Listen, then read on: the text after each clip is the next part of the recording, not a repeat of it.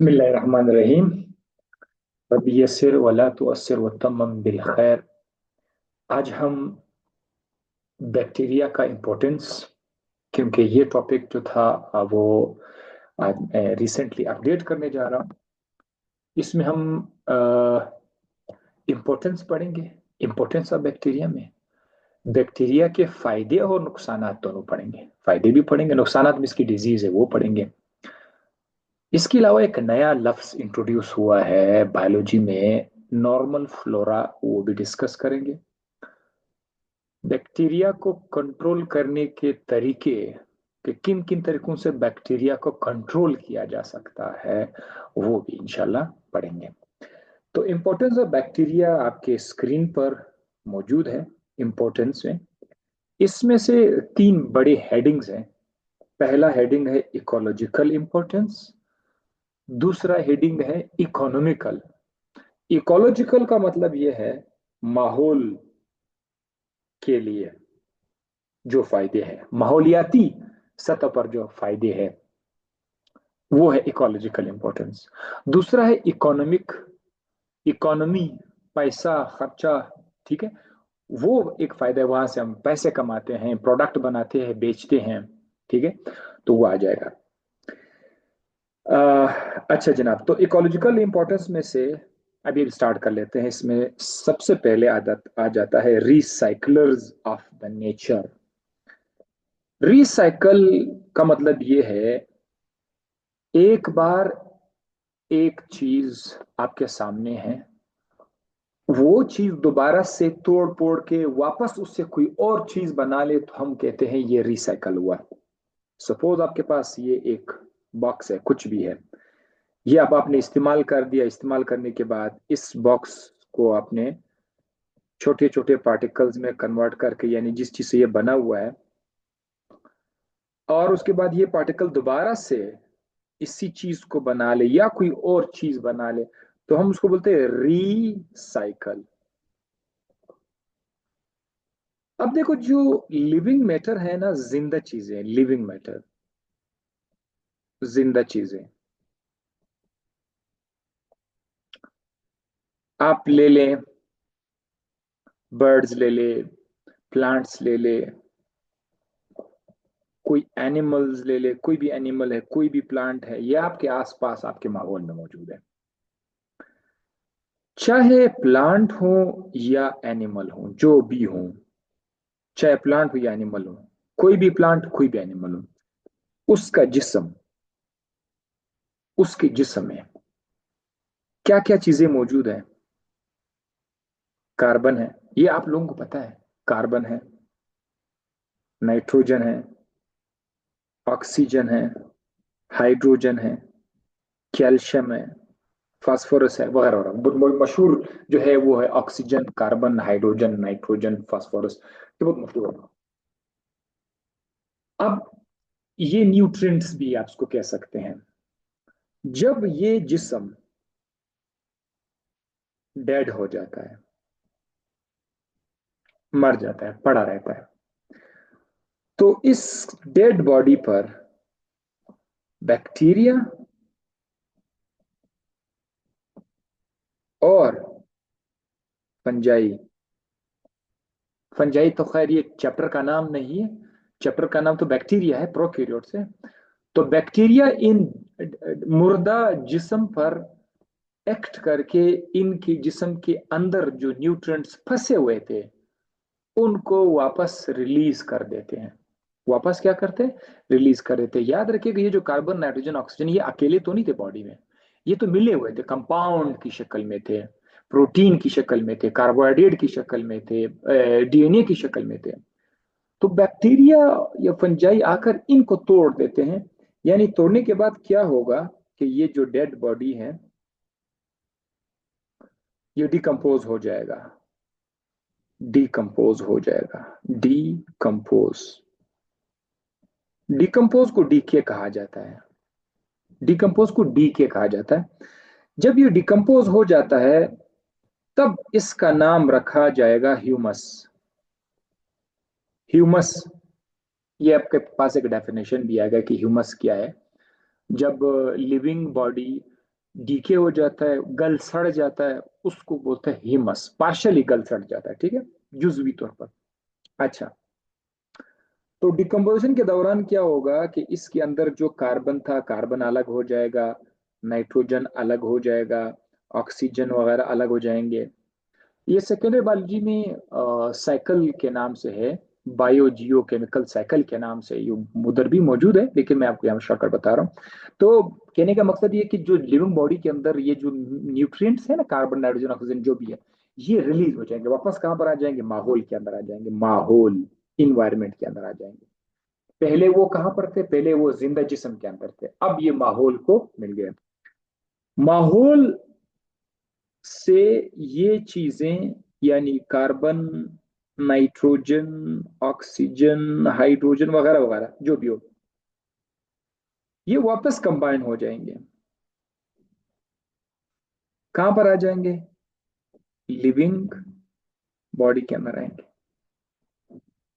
अब कोई भी लिविंग बॉडी है, देखो इंसान है, इंसान खाता कहां से है, इंसान जो कुछ भी खाता है वो आसमान से इसको तो मिलता नहीं है, उसका जरिया जरूर अल्लाह ताला है, लेकिन वो हम लोग लेते कहाँ से हैं? वो हम अपने आसपास के माहौल से लेते हैं।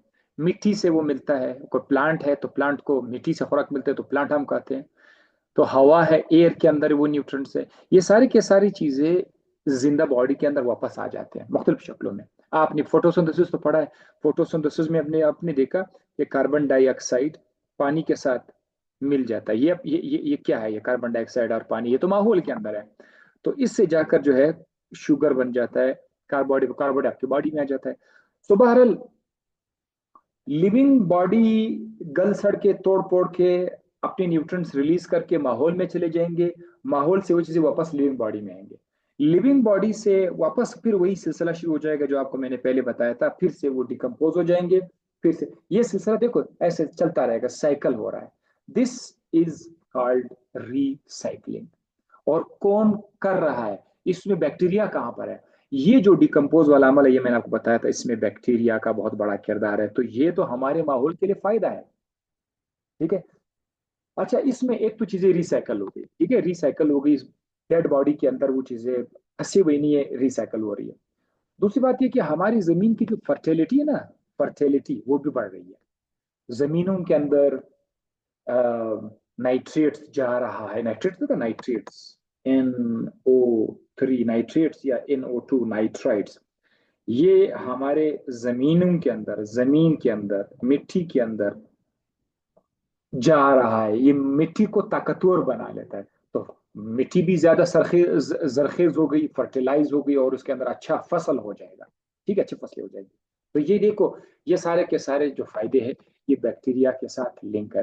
तो ये डायग्राम अब बड़ा आप लोग लिख लेंगे अपने पास, और फिर इसको अपने ही अल्फाज में इसको आप लिखेंगे कि ऐसा हुआ, ऐसा हुआ, ऐसा, मेन आइडिया आपके पास आ गया, ठीक है।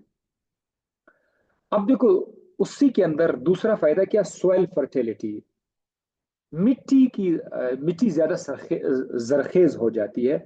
सॉइल फर्टिलिटी में थोड़ा सा मैं आपको बताता चलूं कि सॉइल फर्टिलिटी किस तरह बढ़ जाती है। Number one, by the nitrogen fixation.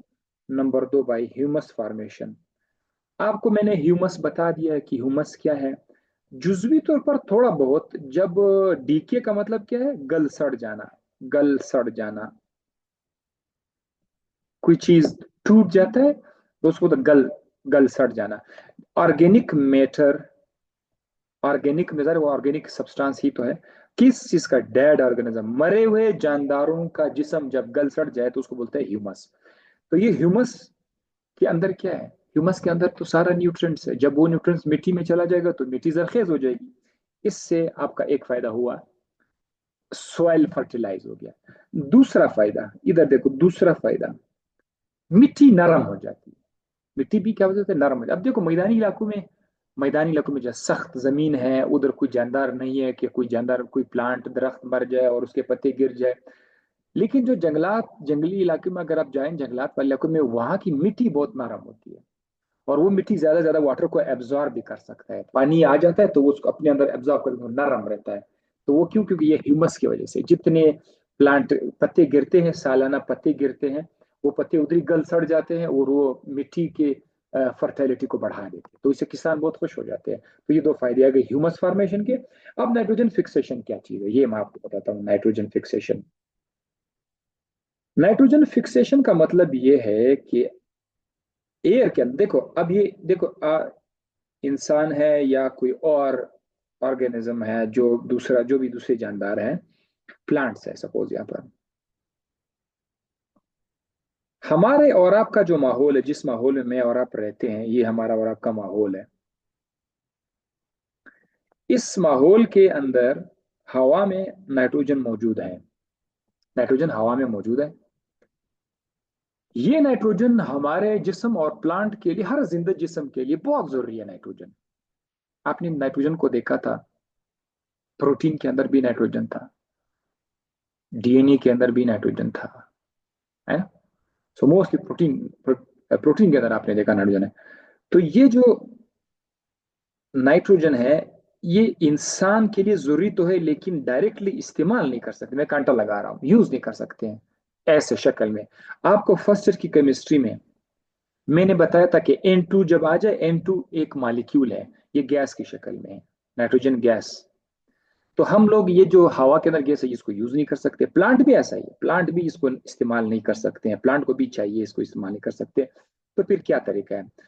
क्या है कि कुछ बैक्टीरिया है, कुछ बैक्टीरिया है, वो इस नाइट्रोजन को, मैं जरा कलर चेंज कर देता हूं, वो इस नाइट्रोजन को कन्वर्ट करते हैं किस चीज में?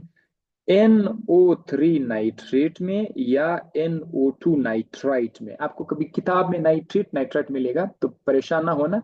नाइट्रेट में नाइट्रोजन के साथ 3 ऑक्सीजन अटैच होंगे, नाइट्राइट में नाइट्रोजन के साथ 2 ऑक्सीजन अटैच होंगे। ये बैक्टीरिया ये काम करेगा, इसको बोलते हैं नाइट्रोजन फिक्सेशन। बाकायदा खास बैक्टीरिया है जिनको हम लोगों ने नाम दिया हुआ है नाइट्रोजन फिक्सिंग बैक्टीरिया। वो नाइट्रोजन गैस को कन्वर्ट करते हैं नाइट्रेट और नाइट्राइड में। अब बड़े मजे मजे से ये नाइट्रेट कौन यूज करेगा? प्लांट यूज करेगा। तो मैं टिक मार्क लगा रहा हूं, ये प्लांट यूज करेगा। जब प्लांट के बॉडी में आएगा, तो प्लांट को तो इंसान भी वो यूज करते हैं, तो फिर वही चीज इंसान के बॉडी में भी आ जाएगा। तो दिस इज नाइट्रोजन फिक्सेशन। अब देखो नाइट्रोजन फिक्सेशन के नीचे क्या लिखा हुआ है। नाइट्रोजन फिक्सेशन कौन करेगा? नाइट्रोजन फिक्सेशन के लिए हमारे पास आते हैं नाइट्रोजन फिक्सिंग बैक्टीरिया। खास किस्म के बैक्टीरिया होते हैं, हर बैक्टीरिया काम नहीं करता, कुछ खास बैक्टीरिया है। जैसे कि एक है राइजोबियम, ये एक बैक्टीरिया है राइजोबियम, और दूसरा है साइनोबैक्टीरिया। साइनोबैक्टीरिया भी बैक्टीरिया की तरह है, लेकिन इसमें थोड़ा सा फर्क है। साइनोबैक्टीरिया बट है बैक्टीरिया का खानदान, डिफरेंस है। साइनोबैक्टीरिया और राइजोम बैक्टीरिया ये क्या करते हैं? ये नाइट्रोजन गैस को क्या करते हैं? कन्वर्ट करते हैं। किस चीज में कन्वर्ट करते हैं? नाइट्रेट्स में या नाइट्राइट्स में। अब ये nitrates and nitrites are easily easily absorb by plants, easily absorb या इजीली यूज्ड बाय प्लांट्स। यहां पर भी आखिरकार आपने देखा कि कौन रोल अदा कर रहा है? बैक्टीरिया अपना रोल अदा कर रहा है। चले, मैंने यहां पर आपके लिए ये भी लिखा हुआ है कि NO3 को नाइट्रेट्स कहा जाता है, NO2 को नाइट्राइट्स कहा जाता है। दो बातें आपको समझ आ गई। थर्ड बात, degradation of environmental pollutants. Pollutants क्या है? आलूदगी को बोलते हैं, आलूदा चीजें या आलूदगी। माहौल के अंदर, हमारे माहौल में हमेशा पोल्यूटेंट्स रहते हैं।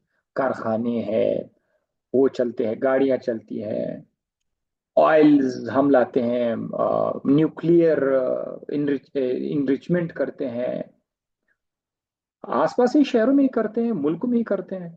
तो ये फायदे तो देते हैं, लेकिन उनके नुकसानात भी है, वो हमारे माहौल को खराब भी करते हैं। कारखाने से, फैक्ट्री से आप चीजें बनाते हैं, पैसा कमाते हैं, लेकिन कारखाने से गंदी चीजें, आलूदा चीजें, जहरीला चीजें, टॉक्सिक चीजें भी साथ साथ में रिलीज हो जाती है, जो हमारे माहौल को खराब करते हैं। तो अब माहौल को साफ करना होता है, या इन इन ये जो माहौल के अंदर जो कीचड़ है, माहौल के अंदर जो आलूदगी है, जो पोल्यूटेंट्स है, इनको तोड़ना पड़ता है। अगर तोड़ोगे तो माहौल साफ हो जाएगा। तो ये बैक्टीरिया का फायदा है। हाँ, क्या है कि सपोज यहाँ पर जैसे कि ये कुछ पॉल्यूटेंट्स हैं,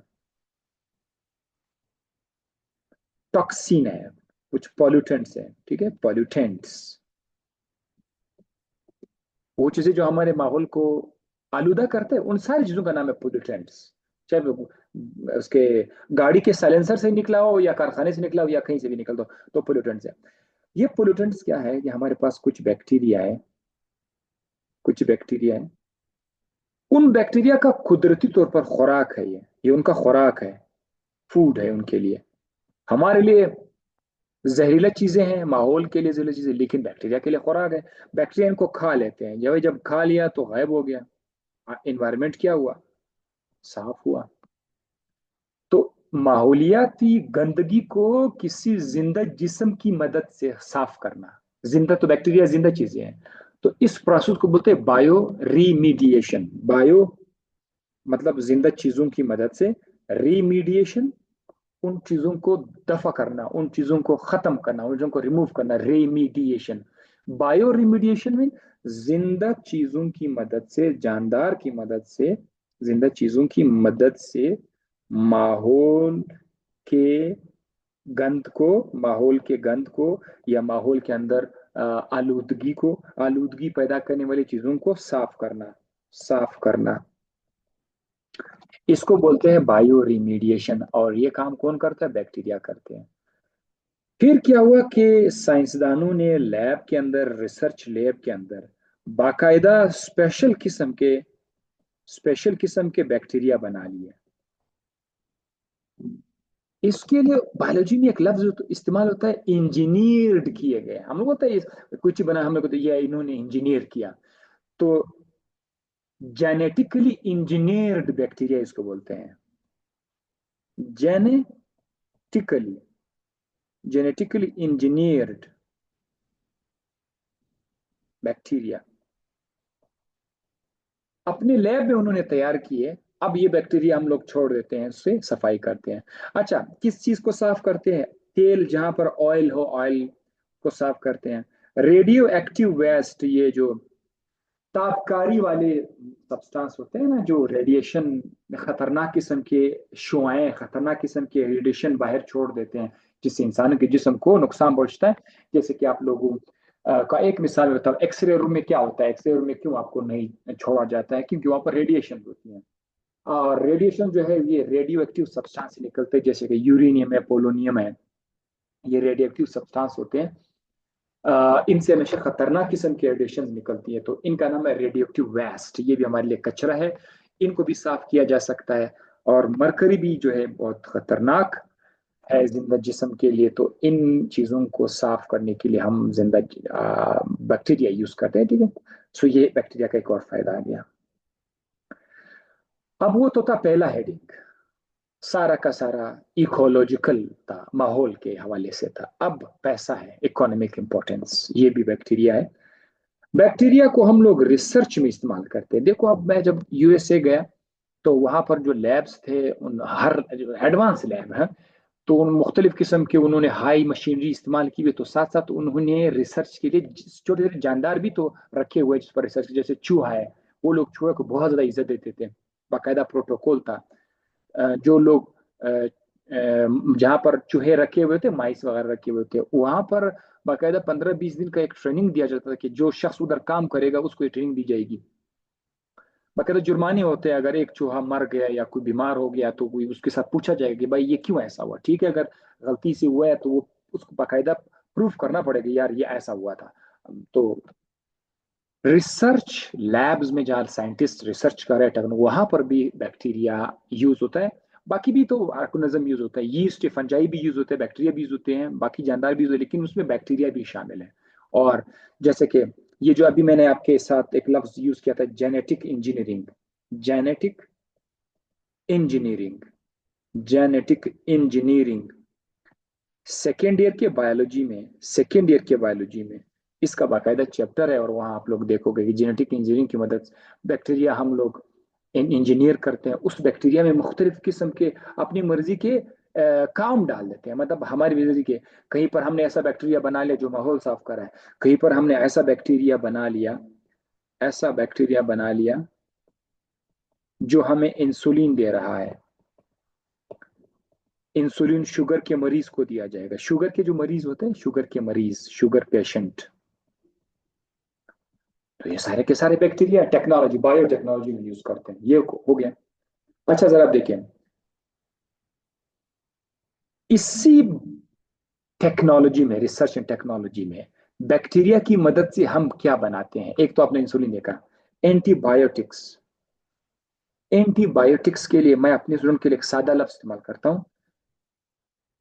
जख्मों को आमतौर पर, जो सादा अल्फाज में बता रहा हूँ, ये मैं सादा लैंग्वेज बता रहा हूँ, जख्मों को ठीक करने के लिए जो दवाई हम यूज करते हैं, ठीक करने के लिए, ऑपरेशन हुआ, जख्म है, उसको ठीक करने के लिए, कोई जरासीम आया बॉडी के अंदर, कोई इन्फेक्शन हुआ, जख्म हुआ, उसको ठीक करने एंटीबायोटिक देते हैं। ठीक है, एंटीबायोटिक हर बंदे को आता है कि एंटीबायोटिक क्या चीज है।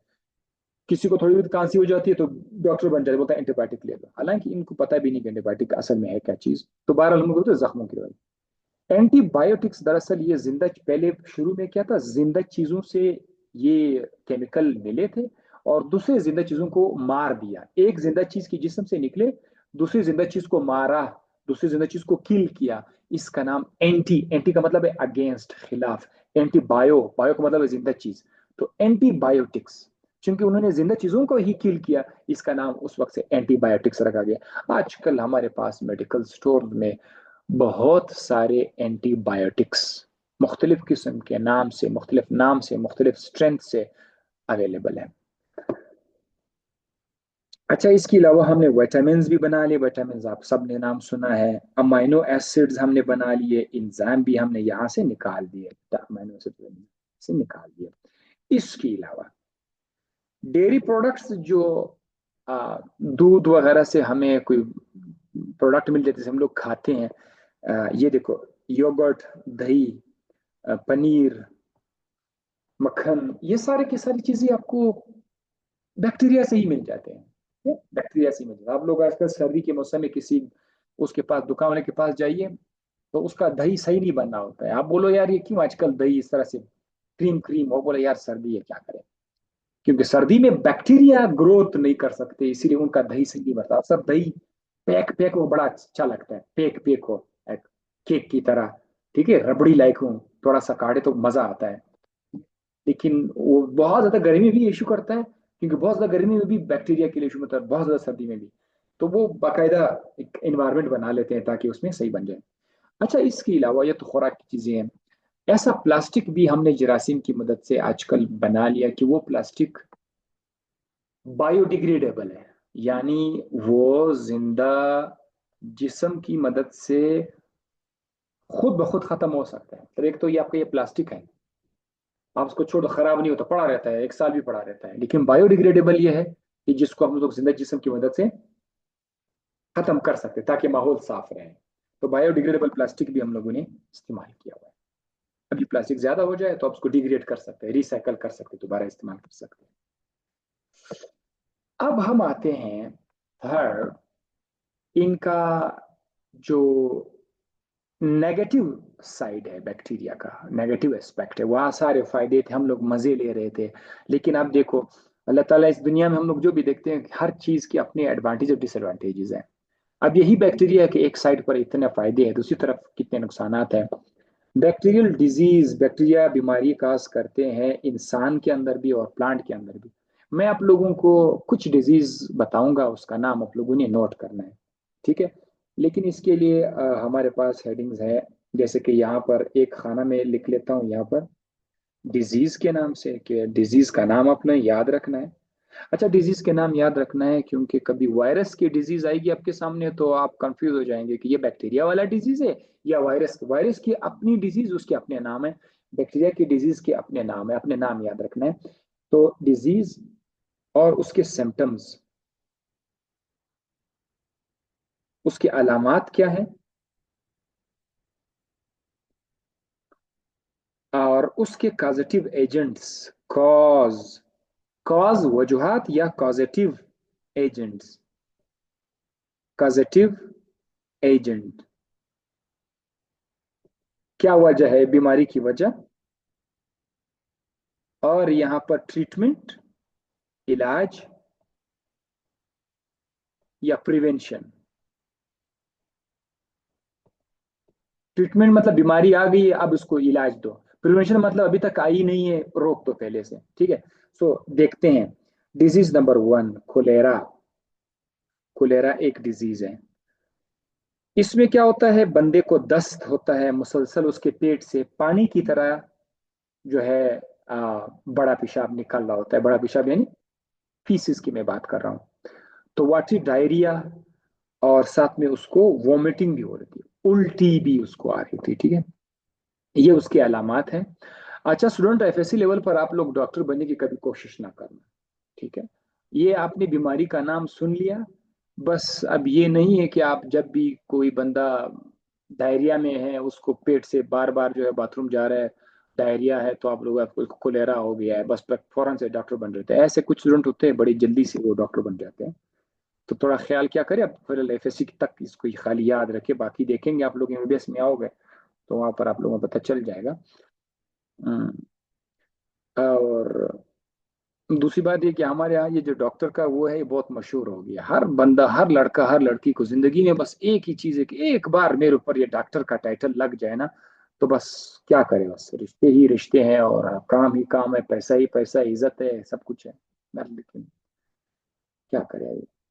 चलो, इसकी वजूहात क्या है? विब्रियो कोलेरा जरासीम का नाम आपने याद रखना है। ठीक है, विब्रियो कोलेरा ये जरासीम है। ठीक है, इसका नाम आपने याद रखना है। सवाल आ सकता है कि कोलेरा के पीछे जो जरासीम उसका नाम क्या है, तो आपके सामने 4-5 बैक्टीरिया का नाम दिया होगा, उसमें से आपने एक बैक्टीरिया सेलेक्ट करना है, एग्जैक्ट बैक्टीरिया। इसका ट्रीटमेंट क्या है? अच्छा, जिस्म से पानी निकल रहा है, पानी के अंदर ग्लूकोज भी जा रहा है जिस्म से।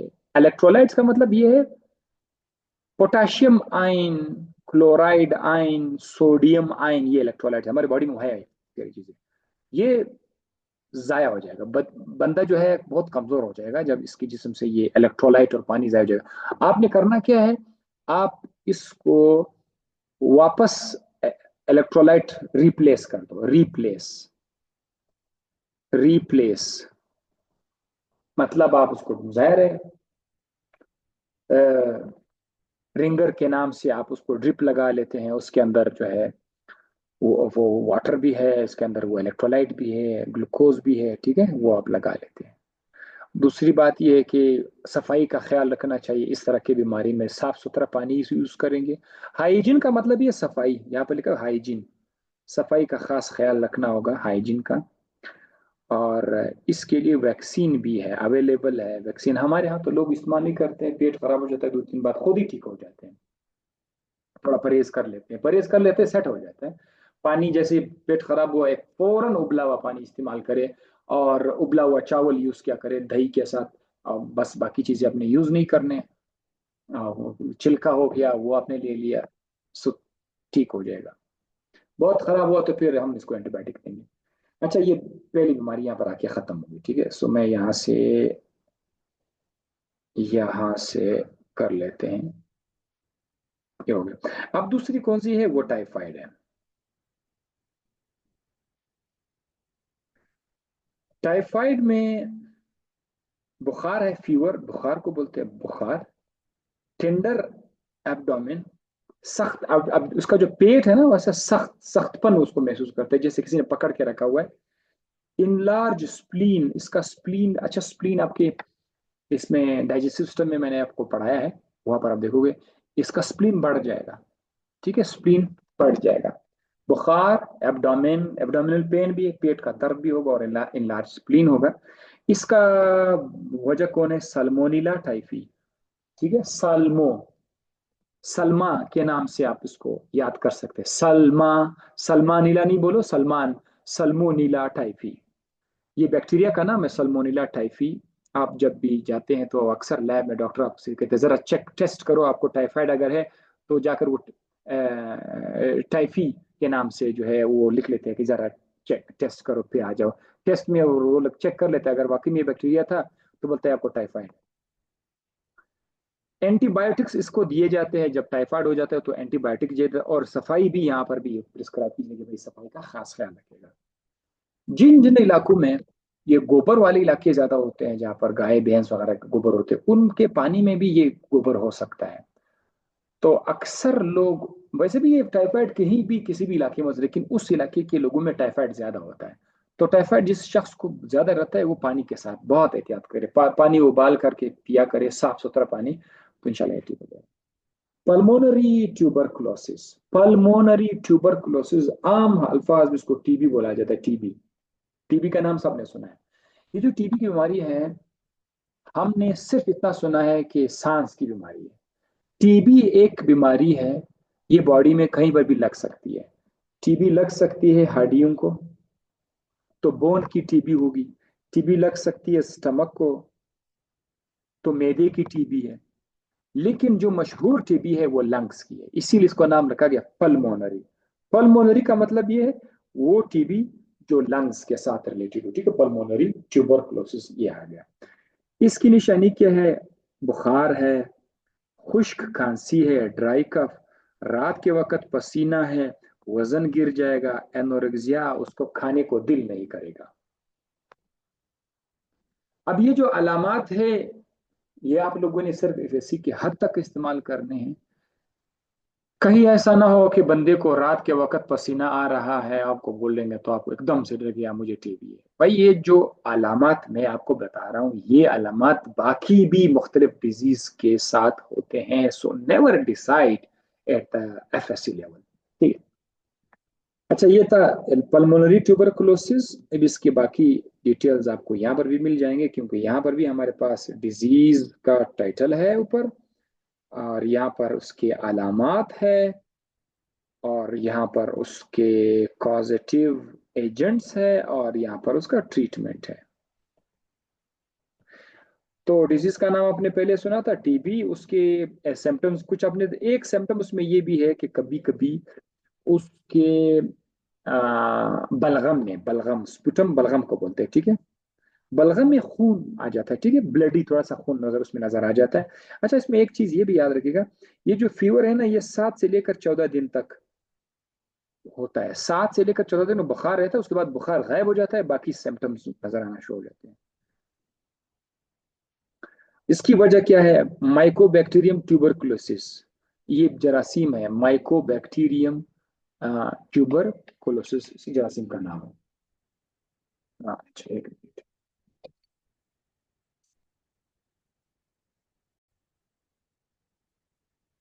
चलो, माइकोबैक्टीरियम ट्यूबरकुलोसिस ये जरासीम का नाम है। इसका इलाज जरा देखो, मल्टीपल ड्रग थेरेपी। एक दवाई नहीं दी जाती है, मुख्तलिफ किस्म के दवाई को एक साथ कंबाइन करके दो दो या तीन तीन दवाइयों का कम्बिनेशन दिया जाता है। और याद रखिएगा, इसका एक थेरेपी है 6 से 9 महीने। 6 से 9 महीने इसका इलाज होता है टीबी का। और या तो इसके लिए फिर ये है कि मरीज को बाकायदा वार्ड में रखा जाता है अपने निगरानी में, 2 महीने के लिए, 2 मंथ्स के लिए। उसके लिए फिर जो लफ्ज इस्तेमाल होता है वो है डॉट्स। डॉट्स भी ट्रीटमेंट है इसका। टीबी के इलाज का एक एक ट्रीटमेंट का एक टाइप है डॉट्स। अगर आप व्हाट इज डॉट्स, तो डॉट्स शॉर्टकट है किस चीज का? डॉ, डी मतलब डायरेक्टली, ओ मतलब डायरेक्टली ऑब्जर्व, टी से मुराद ट्रीटमेंट, एस से मुराद short course. Directly observed treatment short course, ये इसका है, 2 महीने का है। अच्छा, इसके लिए वैक्सीन भी अवेलेबल है, बीसीजी वैक्सीन। टीबी के लिए वैक्सीन अवेलेबल है। आपने उसका नाम याद रखना है, बीसीजी। What is BCG? बोलो, टीबी के वैक्सीन का नाम है बीसीजी। अच्छा, बीसीजी का नाम भी अगर आप, थोड़ा सा मुश्किल है लेकिन याद हो जाएगा। बेसिलस, बी से मुराद बेसिलस, सी से मुराद कालमिटी, बेसिलस कालमिटी गुरिन, ठीक है, बेसिलस कालमिटी गुरिन। नाम याद हो जाएगा। सपोज बेसिलस एक अंग्रेज का नाम है, कालमिटी दूसरे का नाम है, गोरिन दूसरे का नाम है, ठीक है। तो बेसिलस कालमिटी गोरिन, ये उस पे नाम है, ठीक है। लास्ट डिजीज का नाम है निमोनिया। नमूनिया के ऊपर सेकेंड ईयर के बायोलॉजी में एक लेक्चर है, लेकिन आपको मैं सिर्फ इतना बताता चलूं कि इसमें आपके जो लंग्स हैं, लंग्स, जैसे कि टीबी में आपके लंग्स इन्फेक्ट हो जाते हैं, खराब हो जाते हैं लंग्स। नमूनिया में भी लंग्स ही खराब हो जाते हैं, लंग्स के अंदर ही इन्फेक्शन आ जाता है, ठीक है। तो इन्फेक्शन ऑफ द लंग्स आप सादा अल्फाज में कह सकते हैं। इसमें कहते हैं सडन चिल, एकदम बुखार हो जाता है, बॉडी कपकपाना शुरू कर लेते हैं, ठंडक महसूस होती है, खांसी होती है, डेफिनेटली खांसी यहाँ पर भी होगी। प्लूरिटिक पेन, जहां पर जो आपका जो प्लूरा है, प्लूरल किसे कहते हैं, ये जो आपके लंग्स है, लंग्स के आसपास एक पर्दा है, इस पर्दे का नाम है प्लूरा। तो इस पर्दे में आपको पेन महसूस होगी, ठीक है, सो पेन महसूस होगी, प्लूरल मेम्ब्रेन। और रेड ब्राउन रस्टी कलर के आपका बलगम भी होगा, ठीक है, रेड ब्राउन रस्टी कलर के इसका बलगम का कलर भी होगा। इसका कॉज क्या है, कौन सा जरासीम है जो कॉज करता है? स्ट्रेप्टोकोकस, स्ट्रेप्टोकोकस निमोनिया, जरासीम का जो नाम है उसी जरासीम के नाम से बीमारी का भी नाम रखा गया, स्ट्रेप्टोकोकस निमोनिया, जरासीम का नाम। इसका इलाज क्या है? एंटीबायोटिक्स दिए जाते हैं, ठीक है, एंटीबायोटिक्स के कुछ नाम आगे आ रहे हैं। बैक्टीरियल प्लांट डिजीज, कुछ बैक्टीरिया प्लांट में भी डिजीज काज करते हैं। मैं आप लोगों को इसमें ज्यादा परेशान कभी नहीं करूंगा कि कौन कौन सा बैक्टीरिया है। मैं चाहूंगा कि आप लोग सिर्फ नाम याद रखिए, अगर थोड़े बहुत सिम्टम्स है वो भी है, क्योंकि ऐसा नहीं है कि प्लांट में जो है प्लांट का नजला हो गया, प्लांट का खांसी हो रहा है, ऐसा कुछ तो प्लांट में नहीं है। अक्सर ये कि प्लांट के पत्ते खराब हो जाएंगे, उसमें कलर आ जाएगा, गिरेंगे, उसका शेप चेंज, ऐसा ही है, तो ज्यादा नहीं है। तो अब पहली बीमारी का नाम है लीफ स्पॉट, खाली नाम याद रखें, लीफ स्पॉट। इसमें पत्ते जो है ब्राउन से लेकर व्हाइट स्पॉट्स उसके अंदर आ जाएंगे। एक दूसरी बीमारी का नाम है ब्लाइट। ब्लाइट में क्या होता है, पत्तों के ऊपर स्पॉट्स नजर आएंगे, लेकिन साथ ही साथ स्टेम पर भी होंगे स्पॉट्स, दाग दाग, और पत्ते बिल्कुल बेशक्ल हो जाए, उसकी शक्ल चेंज हो जाएगी, डिफॉर्म्ड, पत्ते गिरना भी शुरू करेंगे, पत्ते गिरेंगे भी, ये है ब्लाइट। सॉफ्ट रोट, ये ऐसी बीमारी है जिसमें उसकी जड़ें बहुत नाजुक हो जाती है, डिकम्पोज होना, ऐसे नाजुक हो जाती है, उसके अंदर वो सख्तपन नहीं रहता, ठीक है, सॉफ्ट रोट, रोटिंग भी उसको बोलते हैं। ये भी एक बैक्टीरिया है जो प्लांट के रूट्स को खराब करते हैं। ये बैक्टीरिया जाहिर है मिट्टी के अंदर है। अच्छा, उसके बाद और कौन सी बीमारी है? उसका नाम है विल्टिंग। सो पहली बीमारी है, दूसरी बीमारी है, थर्ड है, और ये है फोर्थ, विल्टिंग। विल्टिंग में क्या होता है कि प्लांट के जिस्म से पानी जब निकल जाता है तो वो नरम होकर के बेंड हो जाता है, दिस इज कॉल्ड इसका wilting. Loss of turgidity, turgidity का मतलब है सख्तपन, प्लांट के अंदर से सख्तपन चला जाएगा तो नरम हो जाएगा, ये विल्टिंग है।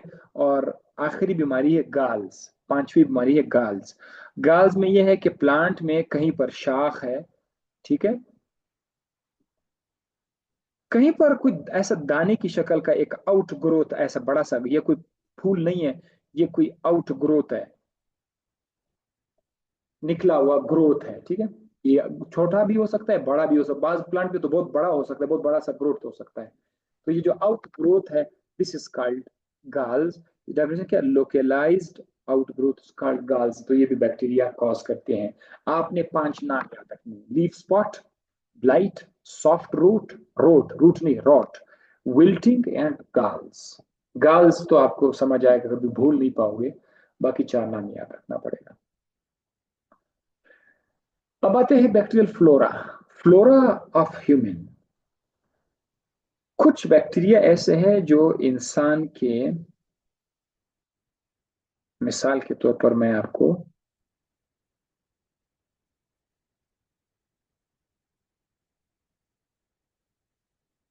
ये इंसान का स्किन है, आपका जिल्द है,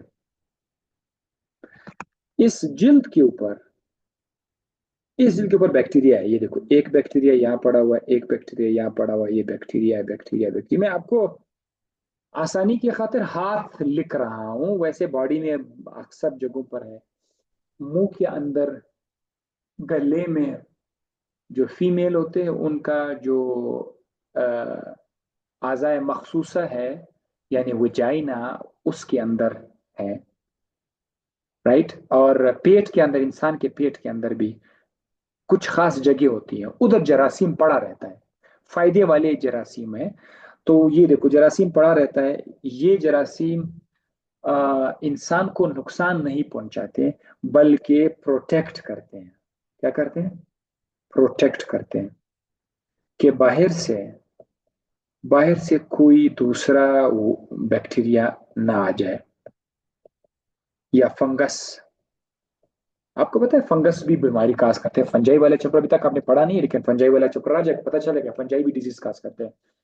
तो जब तक आपके दोस्त फ्रेंडली बैक्टीरिया आपकी जिल्द पर है, बैक्टीरिया इधर आएगा भी, उसको जरा उसको बीमारी काज करने का चांस ही नहीं मिलेगा, ना फंगस को चांस मिलेगा। तो ये यहाँ पर आपके बॉडी पे पड़ा हुआ है, इसको बोलते हैं नॉर्मल फ्लोरा।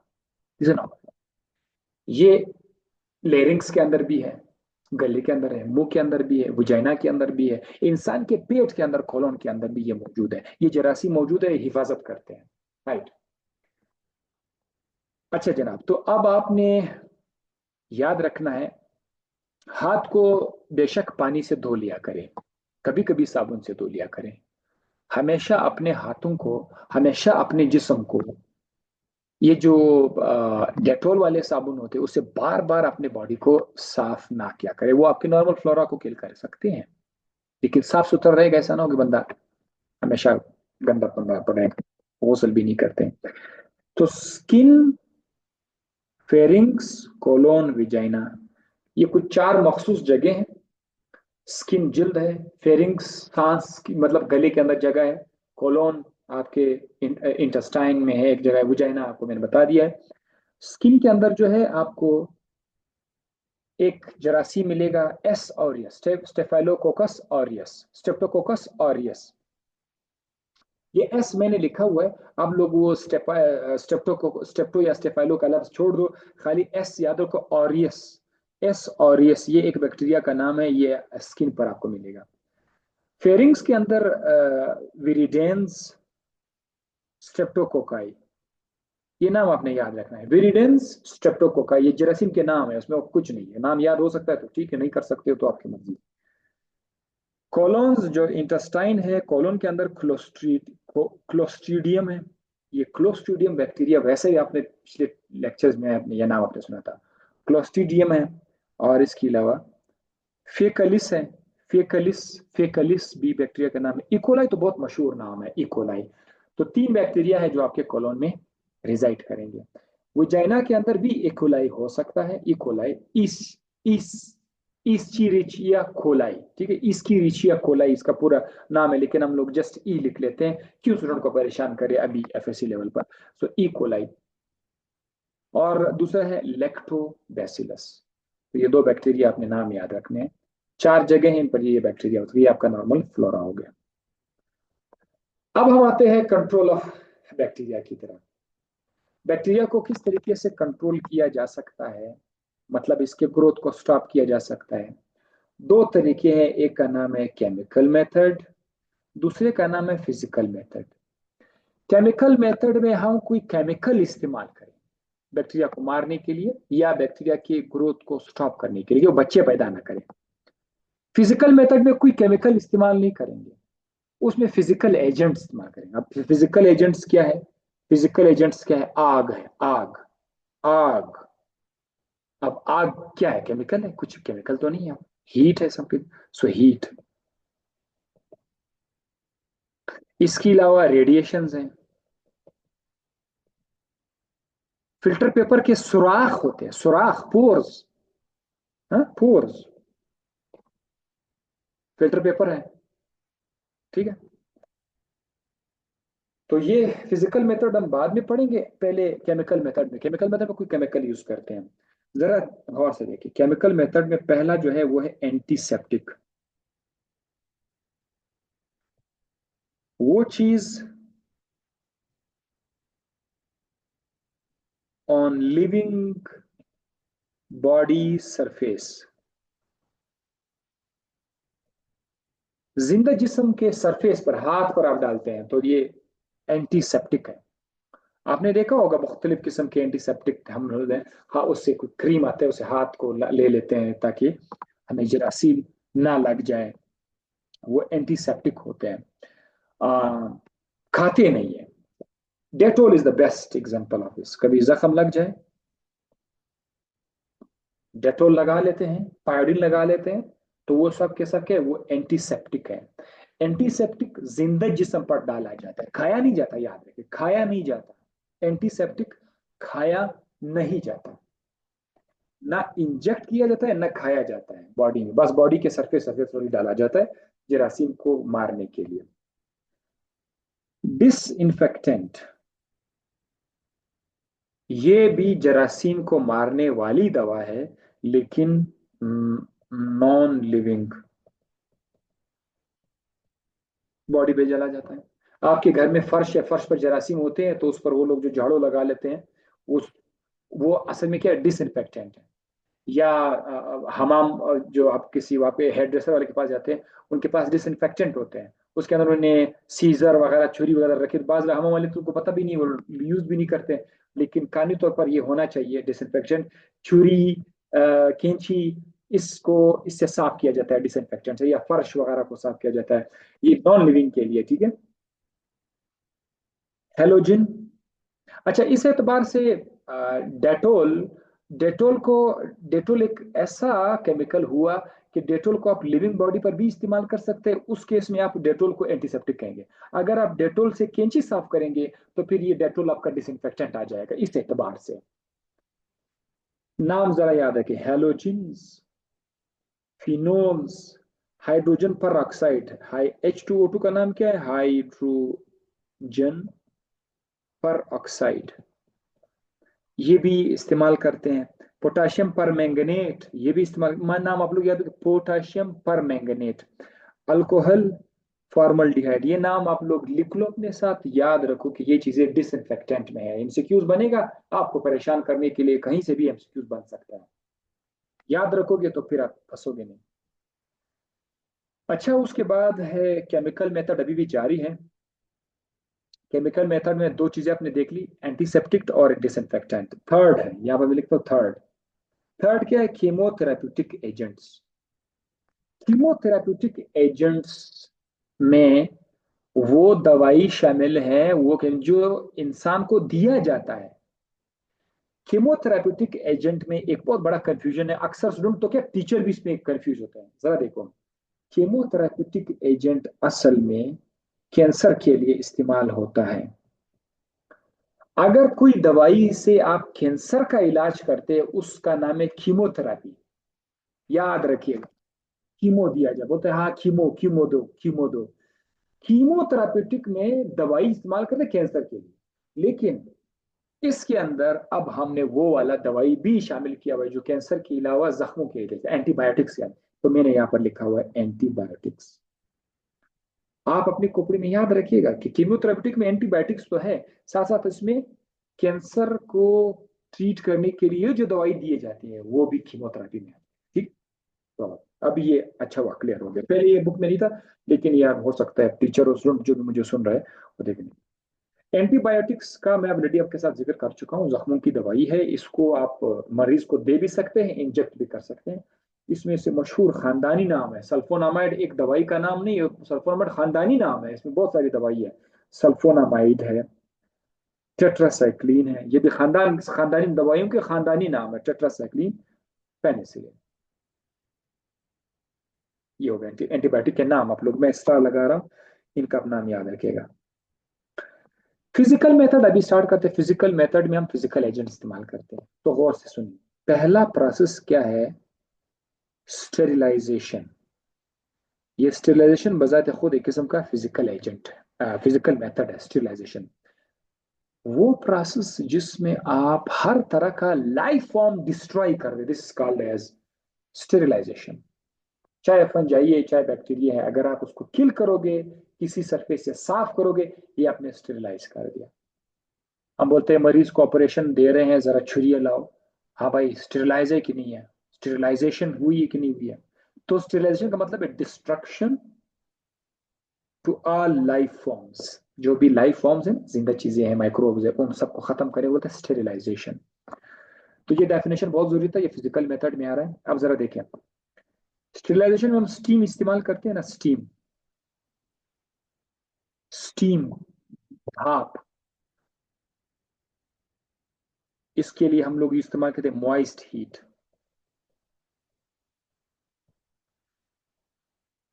अगर आप स्टीम का नाम है मॉइस्ट हीट, स्टीम करोगे ना, स्टीम से जरासीम को मारोगे तो वो जरासीम के अंदर प्रोटीन को कोगुलेट करेगा, प्रोटीन को जमा देगा। बस अभी बात को कोगुलेशन का मतलब नहीं, हालांकि कोगुलेशन में अपने लेक्चर है, लेकिन खाली इतना याद है कि उसके प्रोटीन को जमा देगा, वो काम नहीं कर पाएगा। बैक्टीरिया का प्रोटीन काम नहीं करेगा, कोगुलेट हो जाएगा तो जरासीम मर जाएगा। ये न्यू कोर्स में मौजूद नहीं है फेडरल बोर्ड में, लेकिन बलूचिस्तान बोर्ड में और सिंध बोर्ड में शायद इसका मॉइस्ट हीट का डेफिनेशन लिखा हुआ है कि मॉइस्ट हीट करता क्या है, प्रोटीन को कोगुलेट करेगा। अच्छा, ड्राई हीट है। अब ड्राई हीट क्या है?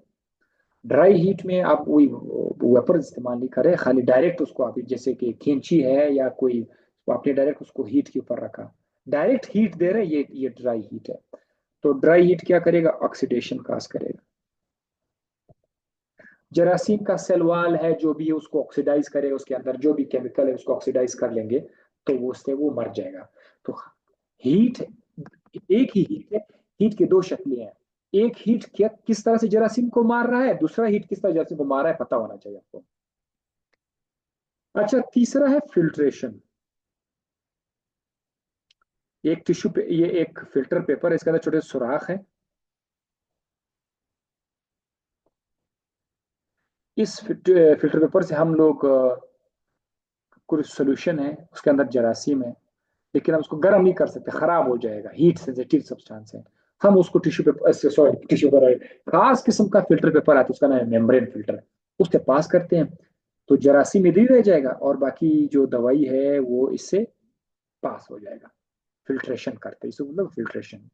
बाकायदा खास स्मॉल साइज के फिल्टर पेपर होते हैं, उसका नाम है मेम्ब्रेन फिल्टर पेपर। उसके ऊपर से सोल्यूशन गुजारा जाता है, सोल्यूशन में अगर जरासीम है तो उधर रह जाएगा, बाकी सोल्यूशन सारा गुजर जाएगा, सोल्यूशन पाक साफ हो जाएगा। ठीक है, ये कब करते हैं जरा याद रखिए, फिल्ट्रेशन। फिल्ट्रेशन हम तब करते हैं जब हमें लगे कि यार मेरे पास ये सोल्यूशन है, इसको मैं हीट नहीं कर सकता, खराब हो जाएगा। जैसे कि एंटीबॉडीज, एंटीबॉडीज का नाम आप लोग याद रखिएगा। एंटीबॉडीज को साफ करने के लिए जरासीम से पाक करने, हीट नहीं किया जाता, खराब हो जाता, एंजाइम खराब हो जाएंगे, तो इन चीजों को फिल्टर किया जाता है। रेडिएशंस, खास किस्म का लाइट, लाइट की शुआएं, तेज किस्म की लाइट रेडिएशन होती है, उनको जो है डाला जाता है, चाहे खुराक है चाहे कोई दवाई है उसके ऊपर डाला जाता है ताकि उसके अंदर जरासीम मर जाए। तो रेडिएशन में कितना है, 300 नैनोमीटर से छोटा वाला जो वेवलेंथ है, आप लोगों ने मेरे लेक्चर्स में वेवलेंथ पढ़ा है, आपने अच्छी तरीके से पढ़ा है कि जो रेडिएशन होते हैं उसकी वेवलेंथ होती है, वेवलेंथ नैनोमीटर में लेते हैं। तो 300 नैनोमीटर से कम वेवलेंथ वाली लाइट को हम यूज करते हैं, जैसे कि गामा रेज। हीट सेंसिटिव चीजें क्या होती है? जो चीजें हीट से खराब हो जाती है उसका नाम है हीट सेंसिटिव चीजें। इसमें कौन कौन है? एंटीबायोटिक्स है, एंटीबायोटिक्स खुद खराब हो जाएंगे हीट से। और सीरा का मतलब क्या पता? सीरा, SERA, सीरा, वो इसी एंटीबॉडीज को बोलते हैं। मेम्ब्रेन फिल्टर अभी आगे इसका जिक्र किस लिए? फॉर हीट सेंसिटिव प्रोडक्ट्स, जैसे एंटीबॉडीज है, एंटीबायोटिक्स है, इंजाइम है, इनके लिए हम इस्तेमाल करते हैं। पास्चुराइजेशन एक टॉपिक का नाम है, पास्चुराइजेशन। पास्चर साइंसदान था, उसने एक टेक्निक इस्तेमाल किया, किसके लिए? नॉन स्पोर बैक्टीरिया, जो बैक्टीरिया स्पोर नहीं बनाते हैं। आपको मैंने स्पोर पढ़ाया है, बिल्कुल बिल्कुल आपने स्पोर पढ़ा है। जिन बैक्टीरिया के पास स्पोर नहीं है उनको आप पास्चराइज करके साफ कर सकते हो। तो पास्चराइजेशन का वैल्यू जरा याद रखिएगा, ये कितने सालों से ये एक ही हर किताब में उन्होंने डाला हुआ होता है, कभी है भी नहीं। 71 डिग्री सेंटीग्रेड तक गर्म कर दो 15 सेकेंड के लिए, या 62 डिग्री सेंटीग्रेड तक गर्म करो 32 मिनट तक।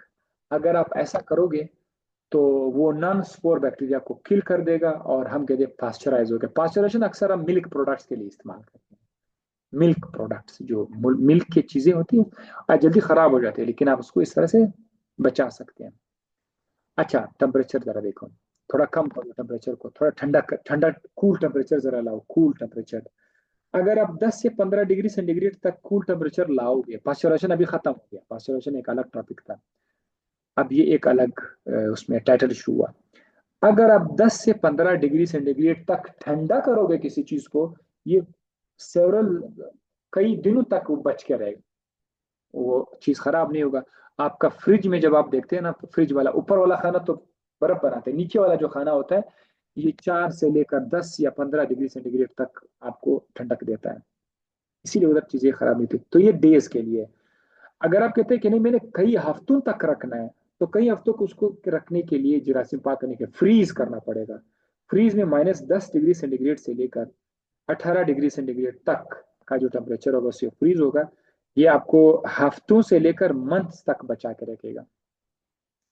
अच्छा, डिहाइड्रेशन। अगर आपके पास कोई खुराक है लेकिन उस खुराक के अंदर थोड़ा थोड़ा बहुत पानी भी है, अगर आपने इस खुराक से पानी को बाहर निकाल दिया तो जरासीम को बच्चे पैदा करने के लिए पानी नहीं मिलेगा, तो वो खुश्क खुराक में कुछ नहीं कर सकता। डिहाइड्रेट। ये कोयटा वालू मालूम ना, लांदी के नाम से जो गोश्त को ये ड्राई कर लेते हैं, वो खराब क्यों नहीं होता? क्योंकि वो लोग उससे पानी निकाल देते हैं और वो खुश्क हो जाता है। खुश्क चीजों में जरासीम ग्रो नहीं कर सकता। तो डिहाइड्रेशन का मतलब है किसी चीज से पानी निकाल देना। इससे भी आपको बैक्टीरिया कंट्रोल हो जाएंगे। या प्रिजर्वेटिव ऐड कर देते हैं। प्रिजर्वेटिव का मतलब है ऐसी दवाई जो जरासीम को ग्रो करने नहीं देता, इसको बोलते हैं प्रिजर्वेटिव।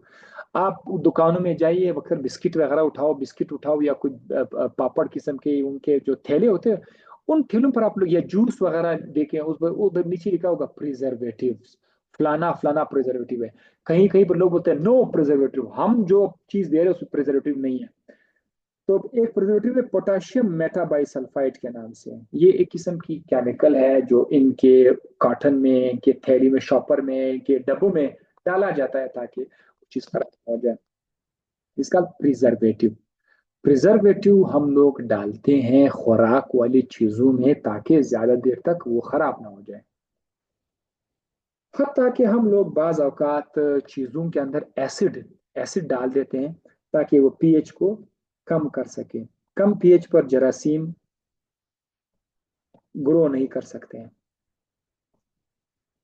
तो ये भी कर सकते हैं, पीएच को कम कर दो, एसिड डाल दो या नमक डालो। नमक डालने से भी बैक्टीरिया को मौका नहीं मिलेगा कि वो अपने बच्चे पैदा करें। तो नमक डालो, एसिड डालो, प्रिजर्वेटिव डालो, ये सारे के सारे आप बैक्टीरिया को कंट्रोल करने के लिए कर रहे हैं। ये तरीके आप लोगों ने आज देख लिए सारे के सारे। लेक्चर लंबा हो गया लेकिन 3 लेक्चर्स, तकरीबन 3 लेक्चर एक साथ करके मैंने इस सिंगल लेक्चर में डाला।